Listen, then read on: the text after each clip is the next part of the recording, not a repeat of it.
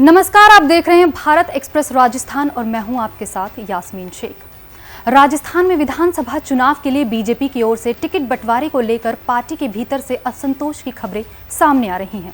इस बीच बीजेपी विधायक राजेंद्र राठौड़ ने कहा कि ऐसा कोई असंतोष नहीं है। जब पार्टी के भीतर उत्कृष्ट और सर्वश्रेष्ठ की बात आती है तो उत्कृष्ट को विशेष महत्व मिलता है। छोटी छोटी बातें मन में आ सकती हैं, लेकिन जो बातें कल थी वो आज नहीं है और जो आज है वो कल नहीं रहेंगी। बीजेपी एक कैडर आधारित पार्टी है, पार्टी एक है। यहाँ अंदरूनी कलह पर कोई गुट नहीं है, जैसा कि कांग्रेस में है। ऐसा कोई असंतोष का स्वर नहीं। पार्टी में श्रेष्ठ और सर्वश्रेष्ठ की जहाँ बात आती है तो श्रेष्ठ के मन में थोड़ी सी कई छोटी मोटी बात होती है। Bharatiya Janata party cadre based party है। आपने देखा होगा कि जो छोटी मोटी बात परसों थी वो आज नहीं है, जो आज है वो कल नहीं रहेगी। इसलिए पार्टी एकाकार है, एकाकार रहेगी। यहाँ कोई गुट नहीं, यहाँ कोई अंतर्द्वंद नहीं जिस तरह का कांग्रेस में, इसलिए इसको उस मायने से देखना उचित नहीं।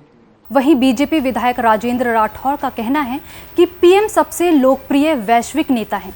जब एक सेना लोकतंत्र की लड़ाई में भाग लेती है और सेनापति आता है तो दुश्मन खेमे में घबराहट होना स्वाभाविक है। सीएम अशोक गहलोत को उनका दौरा पसंद नहीं आ रहा। वो पीएम के दौरे का असर देख सकते हैं, इसलिए वो हताशा में कुछ भी बोल रहे हैं। उनकी उल्टी गिनती शुरू हो गई है। लोग कांग्रेस को विदाई देने के लिए तैयार हैं। शासन में थे गहलोत साहब, दर्जनों कबीना की बैठकें हुई। जातिगत जनगणना का अगर इतनी आवश्यकता थी तो पहले क्यों नहीं निर्णय लिया। अब चूंकि जातिगत जनगणना करवाने का संवैधानिक अधिकार केंद्र सरकार का है, पर सर्वेक्षण के नाम पर अपने खोए जन आधार को ये कहने के लिए कि मैं जातिगत आधार पर योजना बनाऊंगा, योजना तो तब बनाएंगे जब सरकार बनेगी।